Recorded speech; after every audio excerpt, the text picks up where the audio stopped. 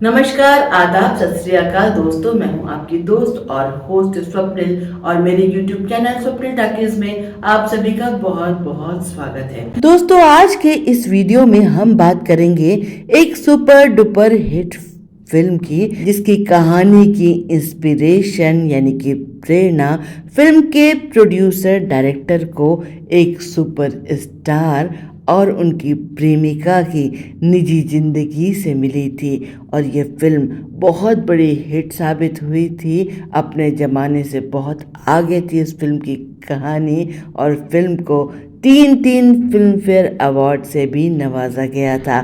कौन सी थी वो फिल्म जानना चाहते हैं तो चलिए बताती हूँ। फिल्म का नाम था गुमराह, जो 1963 में रिलीज हुई थी, जिसे प्रोड्यूस और डायरेक्ट किया था B.R. चोपड़ा साहब ने। तुझको मेरा प्यार पुकारे, चलो एक बार फिर से। एक अंतर्द्वंद से जूझ रही महिला की बहुत ही सशक्त कहानी थी इस फिल्म की नायिका को अपनी बड़ी बहन की गृहस्थी संभालनी पड़ती है, क्योंकि बड़ी बहन का अचानक निधन हो जाता है और उनके छोटे छोटे बच्चे हैं। पारिवारिक दबाव में वो अपने जीजा जी से शादी कर लेती है, लेकिन वो खुद भी किसी से प्यार करती है और अपने प्यार को भुलाकर वो अपनी बहन की गृहस्थी को संभालने की कोशिश करती है। लेकिन तभी उसका प्यार उसकी जिंदगी में वापस आ जाता है। अब एक और उसके कर्तव्य हैं और दूसरी ओर उसका प्रेम। कुछ क्षण के लिए वो भटक जाती है, अपने प्रेम की ओर खींची चली जाती है, लेकिन उसका अंतर्मन उसे झकझोरता है। वो इतनी स्वार्थी नहीं हो सकती कि अपनी गृहस्थी को त्याग दे अपनी खुशी की खातिर। एक बार फिर से छोटे छोटे बच्चों से उनकी माँ को दूर कर दे। वो फैसला करती है कि उसकी घर गृहस्थी, उसका शादीशुदा जीवन ही उसके जीवन का सत्य है और वो इसे स्वीकार कर लेती है। अब ये जो कहानी है, इसकी इंस्पिरेशन B.R. चोपड़ा साहब को सुपरस्टार दिलीप कुमार जी के जीवन से मिली थी।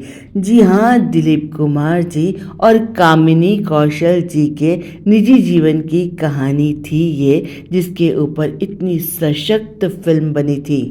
40 के दशक में दिलीप कुमार जी और कामिनी कौशल जी दोनों ने ही फिल्म इंडस्ट्री में पदार्पण किया था, यानी कि काम करना शुरू किया था।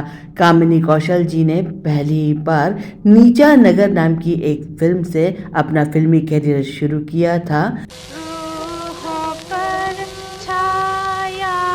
और दिलीप कुमार जी ने 1944 में बॉम्बे टॉकीज की फिल्म ज्वार भाटा से अपने करियर की शुरुआत की थी। शुरुआत में दिलीप कुमार जी की कुछ फिल्में फ्लॉप भी रही, लेकिन 1947 में आई फिल्म जुगनू के बाद उनका करियर तेज रफ्तार से आगे बढ़ने लगा। यहाँ बदला बपा का। कामिनी कौशल जी की शुरुआती फिल्में ही काफी सफल थी। नीचा नगर के बाद उन्होंने बिराज बहू में काम किया, ये भी काफी हिट थी। सन 1948 में फिल्म शहीद में पहली बार दिलीप कुमार जी और कामिनी कौशल जी को साथ में काम करने का मौका मिला। बदनाम ना हो जाए मुहब्बत का फसाना। दोनों ही पंजाबी थे, लगभग हम उम्र थे, तो आपस में दोनों में काफी दोस्ती हो गई। इसके बाद उन्होंने सन 49 में नदिया के पार और 49 में ही शबनम नाम की एक और फिल्म में काम किया और इस दौरान ये दोस्ती प्यार में बदल गई। हम लाए प्यार के डोर, तू तोड़ सके तो तोड़, लगा ले जोर। लेकिन कामिनी कौशल जी फिल्मों में आने से पहले ही शादीशुदा थी। कामिनी कौशल जी अपने परिवार में सबसे छोटी थी और वो पढ़ी लिखी थी। BA ऑनर्स थी इंग्लिश लिटरेचर में, लाहौर की रहने वाली थी। उनके बड़े भाई एक सुविख्यात सर्जन थे और लाहौर के ही चेतन आनंद साहब भी थे। चेतन आनंद साहब के इनके बड़े भाई के साथ बड़े अच्छे ताल्लुकात थे। लाहौर में ही कामिनी कौशल जी को एक्टिंग का शौक हुआ। रेडियो में कुछ नाटक वो करती थी, थोड़ा बहुत थिएटर भी करती थी।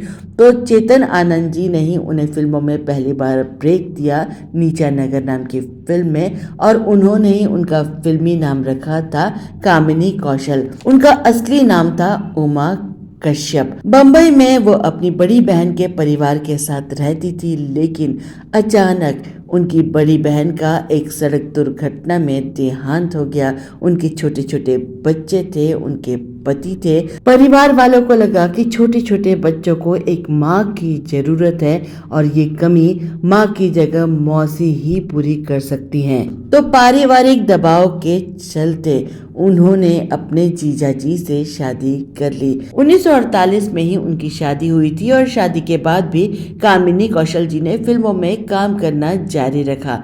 इसी दौरान दिलीप कुमार साहब से उनकी दोस्ती हो गई, दोस्ती प्यार में तब्दील हो गई और एक वक्त ऐसा भी आया जब दोनों ने शादी करने का फैसला कर लिया।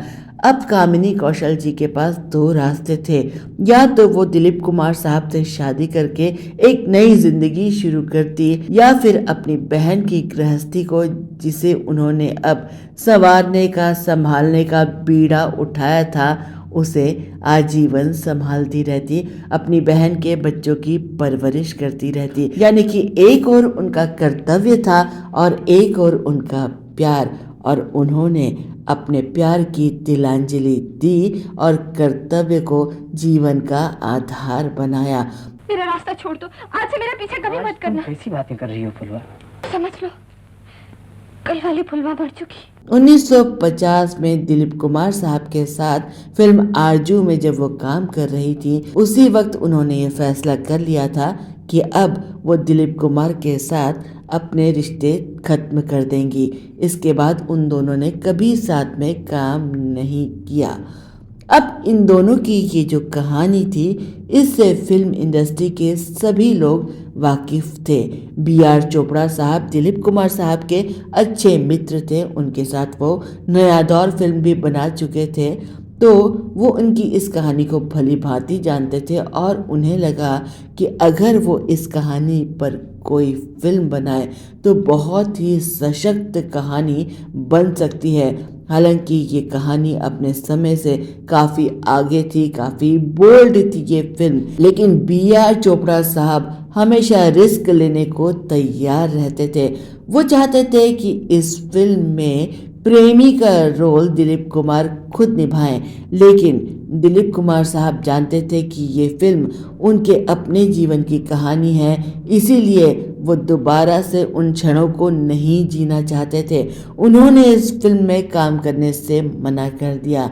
B.R. चोपड़ा साहब ने उनके इस फैसले का आदर किया और उनकी जगह सुनील दत्त साहब को वो रोल दिया।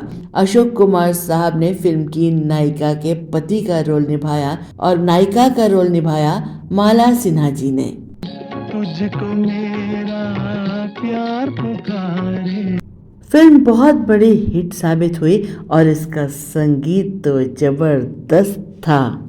अजनबी बन जाए हम दोनों, आप आए तो ख्याली।